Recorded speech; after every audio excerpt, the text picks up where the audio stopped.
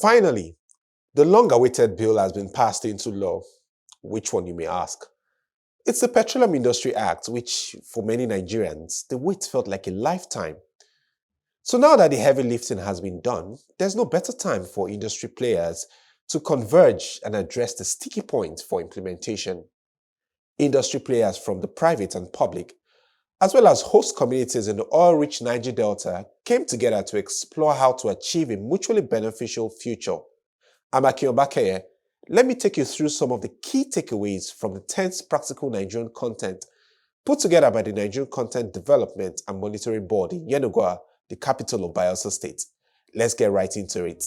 It's the 10th edition of the Practical Nigerian Content, a forum where industry stakeholders come together to chart a way forward for Nigeria's oil and gas industry. Of course, there's no better time to have this than now, when Nigeria's decade-long Petroleum Industry Act has finally become a law. The theme of the conference, Driving Nigerian Content in the Dawn of the Petroleum Industry Act, speaks much as to what to expect. On hand to welcome high-profile industry players and government representatives is the Executive Secretary of the NCDMB, Simbi Wabote, who speaks to how the PIA has helped clarify the roles of the board in the oil and gas industry. The PIA 2021 has further reinforced the role of NCDMB in the oil and gas industry, and we are poised to fully utilize the opportunity provided to drive minimum benefits for our country. For those who have not had time to read copiously the PIA, if you turn to some of the sections, if I remember them, some of it is 309 and also section 12, I think article A or F, you will see the reinforcement of the activities of NCDMB. An example is that going forward, for every field development plan that you develop for the upstream commission, you must first get an approval from local content to ensure that local content is taken into consideration before you proceed with your field development plan. As you may recall, the NCDMB 10-year strategic roadmap is built on 5 pillars and 4 enablers. The pillars are technical capability development, compliance and enforcement, enabling business environment, organizational capability, and sectorial and regional market linkages, while the enablers are funding, regulatory environment, collaboration and stakeholder engagement, research and statistics.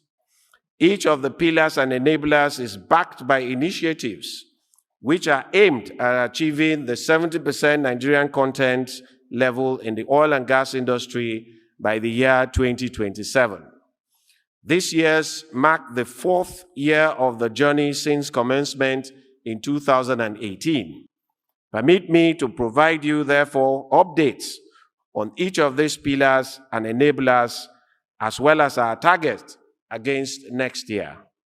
Starting with our technical capability development pillar, we promised during the 2019 towards the end edition to progress work on our no gaps, provide sea time training for marine cadets, upgrade vocational educational centers, set up ICT laboratories, train 1,000 teachers in STEM education, and commissioning the 5,000 barrels Walter Smith Modular Refinery in Imo State. These were our promise in 2019. It therefore gives me great pleasure to highlight that we delivered on the 5,000 barrels Walter Smith Modular Refinery, as well as recall it was commissioned by Mr. President in November 2020. Another modular refinery, the 2,500 barrels DuPont Modular Refinery, situated at Iboko in Edo State, is also scheduled for commissioning by end of this year. Construction works have progressed at the no-gap sites in Bayelsa and in Cross River State in spite of the COVID-19 pandemic. The following structures at the sites have been handed over or nearing completion: the access gate and security house, internal road network completed with conduits for power cables, street lights, and car parks, administrative building for office, site clinic, control room, and other support services. Capacity training center complete with classrooms and 200-seater amphitheater, hostel building for residential training and capacity building events, blocks of flats for resident factory managers, fire station building with watchtower, water and sewage treatment plants, pipeline distribution network for water, diesel, effluent, sewage, and compressed air, manufacturing shop with adjacent warehouses. Apart from this, the engineering design and site preparation works have been completed for the sites in Akwa Ibom and Imo State. We also added Delta and Ondo states to our no-gaps project site in the last 2 years, thus bringing the number of states under coverage to 6. Taking a cue from the Executive Secretary's standpoint, the Group Managing Director of the NNPC, Mele Kyari, stresses the importance of the board in achieving energy transition. I'm sure that events like this are very important in demonstrating how various NCDMB initiatives help us achieve local capacity, thereby providing urban spaces that were once dominated by expatriates in the Nigerian oil and gas industry. We're seeing how changes in global health and economic conditions like the one brought forward by COVID-19 pandemic disrupted global supply chain, affected movements of people, and put many projects on hold. This should remind us how important it is for a nation to domicile critical skills and capacity that will keep the lifeline of the economy working at all times. Needless to say that there is a great energy transition that is going on. Yes, we have always advocated there should be just energy transition, but the fact still remains that our business will be greatly impacted by the ongoing transition journey. But it also creates opportunity for our country and for our industry. Every oil and gas company in the world is transitioning into energy company so that value can be shifted to the new way of doing things and new way of putting the value on the table. And this, no doubt, the efforts by NCDMB will key into this. As a matter of fact, local capacity don't just mean ability to do engineering works and construction in the oil and gas industry. Actually, it's in the oil and energy sector.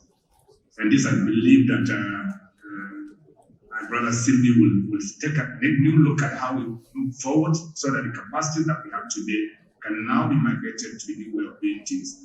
As we all may be aware, and I'm sure it's a very informed audience, that companies are changing, countries are changing, and they're doing things very, very differently. Demands are changing, but ultimately, we need to position ourselves in a place where 10 years' time to come, we will be in a position to say that yes, this industry is really supporting our local capacity and helping us to transit into a new station. It is very important to reflect on the tremendous benefits that the PIA brings to the Nigerian oil and gas industry. My brother Ehi-Omoike has also mentioned a few things around this, but we all know that creating a competitive investment climate will bring about multiplicity of investments across the value chain, generate millions of employments to Nigerians who, by the consistent effort of the TGF and the NCDMB, have already acquired the requisite expertise to support the growth of the industry. This is indeed a positive coincidence. The world is increasingly becoming concerned about carbon emissions associated with operations of oil and gas industry. It is our belief that NCDMB will pay primary attention to the local technologies and capacity in low carbon operations as companies transit to the carbon neutral operation. Needless to emphasize what I've said earlier. NNPC is proud to be a strong partner of development of the Nigerian content capacity, and we're proud of the remarkable achievements of the NCDMB over the last 11 years. And of course, NCDMB will continue to count with young company, the NNPC company owned by over 200 million Nigerians. We are changing, we are transforming, we are becoming a limited liability company to be governed by laws of karma and provisions of the PRA, which insists that we must do business in a very different manner, accountable to your shareholders, accountable to Nigerians, and also doing things in a way that is completely commercial. I know that the NCDMB will support this company to grow so that it will deliver value to Nigerians, who will be the principal agent of all of us in the oil and gas sector, and our continuous collaboration will have no limits. And of course, continue to count on the NCDMB to support the NNPC in this growth. Playing host to the conference, the Bayelsa State Governor, Doye Diri, stresses the need why local content must be rigorously pursued. Bayelsa State is establishing top quality vocational science and technical colleges.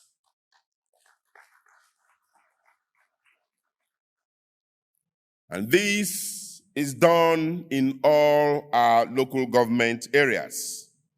We will strategically invest heavily in the requisite equipment and staff, and believing that our brother and the NCDMB will be part of this process. If local content must lead to local commitment, we must consider the conundrum that is captured in a question posed in Psalm 11, verse 3. If the foundations be destroyed, what can be righteous to do?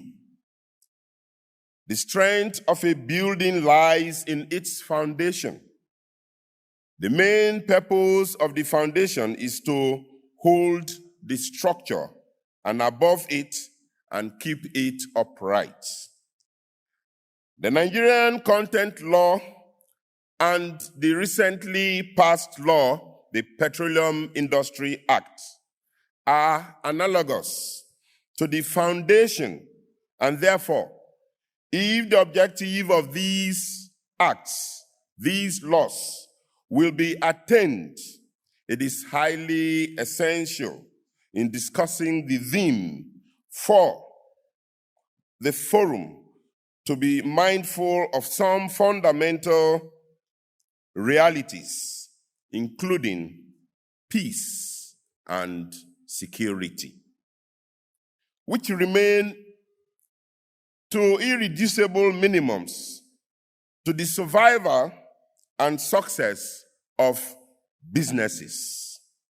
To ensure peace and security for a conducive business climate, to thrive and to create multiplier effects for massive growth in the Niger Delta, the essence of local contentment must be vigorously pursued.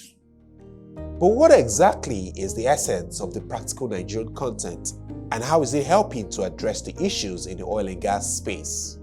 We actually designed the forum and dubbed it Practical Nigerian Content. The practical there was deliberately chosen to shift emphasis on things that can be demonstrated. In other words, we wanted to move away from just having talk, but to have people who demonstrate by the way they speak, the way they illustrate the possibilities. And then it also has a portion of it that involves going on site visits to see for ourselves and to showcase some of the things we talk about. So this conference, in its 10th year, has done a lot more than we even expected it to do. I now see people who years before did not even understand the stuff about the industry. They're now mounting the stage and describing processes, showing active participation in the business. And that's what we actually envisaged for this kind of forum. As a tradition, the NCDMB since inception embarks on rigorous projects and capacity building. This time will not be any different. Simbi Wabote gives a scorecard of promises made in 2019 and what should be expected in 2022. When we gathered here in 2019, we promised that in 2020, we were going to complete our 17-story head office with a 1,000-seater auditorium and a 4-level car park. B, we promised that we were going to complete a 10 megawatts gas-fired plant. We told everybody that that was going to happen. The other bit again, we promised that we were going to commission one of our modular refineries. That we did. We also promised everybody that we were going to build the capacity of Nigerians. I think a minimum of 5,000 or so Nigerians that we are going to train, both in STEM education and also in capacity building. We also promised everybody that we were going to enhance the utilization of the NCIF, which is the Nigerian Content Intervention Fund. We also committed that we were going to launch the fund with the Nexim Bank in order to take care of working capital, women in oil and gas.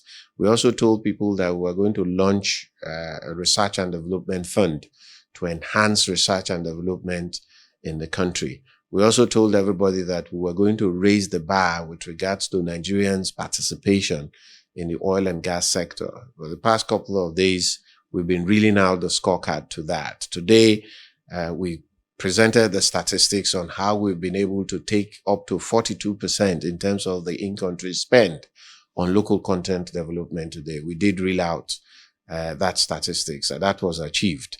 Of course, the modular refinery, Walter Smith Modular Refinery, was also commissioned. The NCDMB headquarters was also commissioned, fully occupied as we speak. That's where we're holding this conference and every other activity. So everything we said that we were going to do in 2021, we did achieve those. But in 2023, we then said, yes, we're going to complete 2 of our industrial parks in Bayelsa and in Cross River State. You saw one of the major steps we just did a few minutes ago, where we signed the power agreement with a private company that is going to build a gas-fired power plant to support those industrial parks. So we're going to commission that in 2022.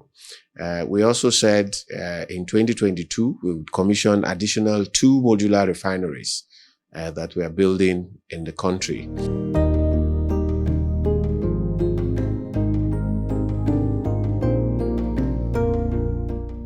Just like every developmental institution, the NCDMB is poised to see the growth of local content.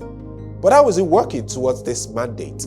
We're a bit concerned with the pace of development within the research and development and innovation subsector of the economy, especially in the oil and gas industry, where almost everything has to be imported, and much of the research work is being taken outside the shores of the country. So we did an analysis of the research and development environment, and we discovered that funding was a major issue, because with funding you have to provide infrastructure, equipment, and then keep the management running.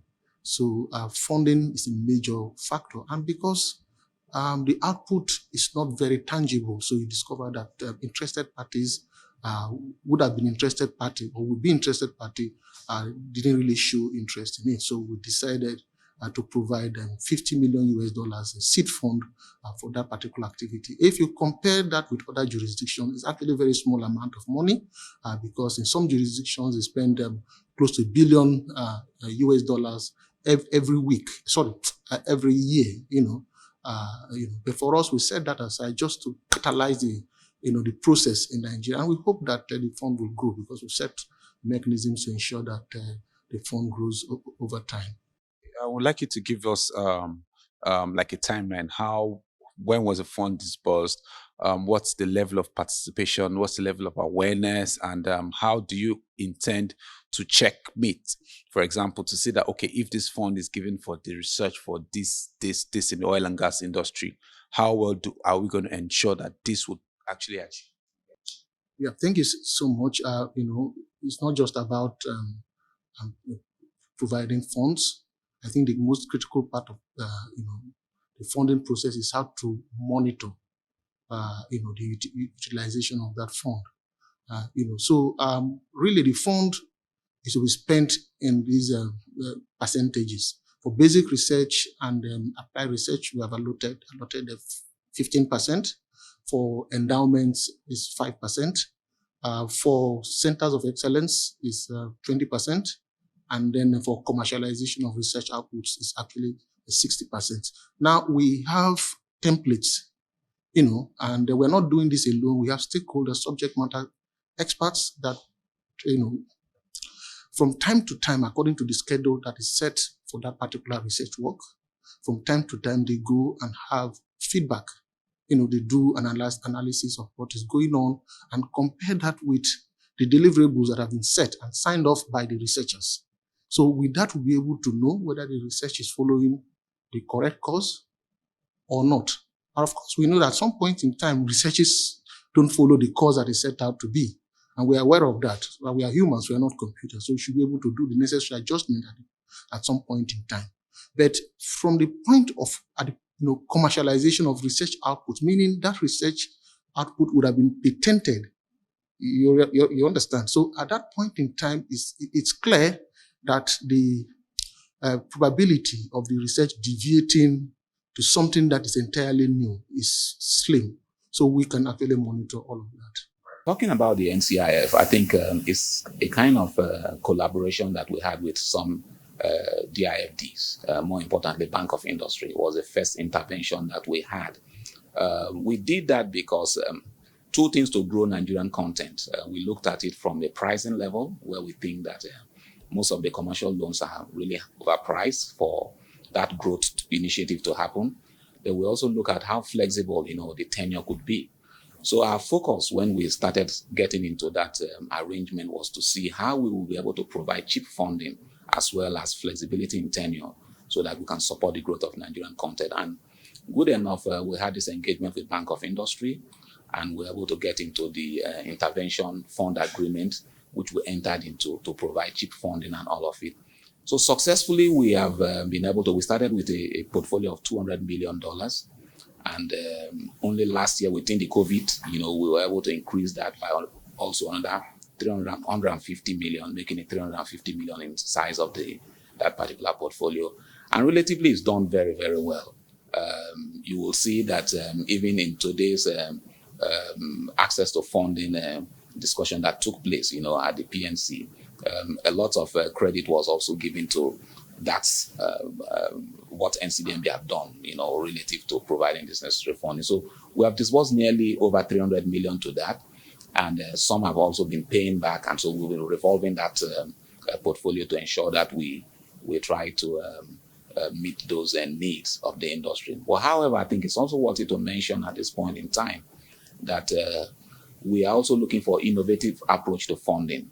Yes, we've been able to create the Bank of Industry Intervention Basket, but we can also expand that, So we are seeking for further collaborations where, based on what we have done, other entities that think that they want to support this kind of programs should also come, and then let's sit down and then discuss and see how we can help support the growth of that industry, because the size of fund we currently have is not enough, to be able to take care of most of these programs and initiatives that we put in place. A major beneficiary of the NCDMB's local content drive is Coleman Wires and Cable. The CEO, George Odofowokon, speaks to how far the company has gone. The belief that if we do everything local and if we don't import, we will drive local content and we will drive local contentment, as it's been said now. And that has been, for me, the pride that can we not believe in ourselves enough to put the right investment in place, to put it locally and to drive capacity in country. And since Coleman has a policy of no importation, if I'm not going to import anything, I've got to make it in country. And that was the drive of our own push. And it made us being able to meet up to the local content drive even faster than most companies could do. Now, NCDMB has positioned itself over time to ensure that conferences like this help to boost the confidence and also the intellect, the knowledge, for startups and for businesses. But I want to ask you particularly, how well did you address the issue of funding? I think the issue of funding has never really been a problem for a company like ours. So you look at it, we're today a BBB A-rated by GCL investment grade company. And we're a family-run business that's gone that level. And today we've got a bond program of 50 billion. We've got a bond program of a CP program of 20 billion. And over the years, we've been able to secure funding locally from Bank of Industries, from development funds of DCL, from the banks, from the commercial banks. And what we've seen, the difference is that once you, even as a Nigerian company, you can prove your case, funding is actually very available in country. How well did you get to build up a resounding partnership with the NCDMB? Not just about that, but also keen into what the agenda of NCDMB is all about. I think, as I said earlier, I think for us and for me as a person, having listened to the bill when it was still a bill in 2008 and listened to Senator Mabel talk about the bill, I saw the passion in him, and I saw that, look, if we believe enough, this thing actually will become a law. And when it became a Logic Act in 2010, it changed the game post. So we started working on the program of how do we meet up the expectation of the list of the NCDMB, of the law itself. And at that time, he said 45 meters of every high voltage should be locally purchased. We didn't even have 1 meter. So if we did not believe in ourselves enough, we should believe in the law. So because of that law, we started looking at investing into high voltage production, and which we did by 2014. And because of the law, NCDMB is able to drive and push and support that local content drive that you've already put in place. And we've seen the benefits. So the association with NCDMB has been very positive. But it's not positive only to being positive for us. It's positive to driving investment and driving growth in our business. This is one of the Nigerian oil and gas park scheme under construction. The parks, which are planned for all the oil-producing states, is sited in Bayelsa, Imo, and Cross River states. The facilities are to promote manufacturing of oil and gas components, provide opportunities for research and development, and integrate oil and gas-based entrepreneurs into manufacturing. A contract signing ceremony between the NCDMB, Gas Aggregation Company of Nigeria Limited, and Infinite Power Limited was carried out, and the companies are to provide reliable power generation and distribution in the industrial parks. The parks in Bayelsa and Cross River states are due for completion by the fourth quarter of next year.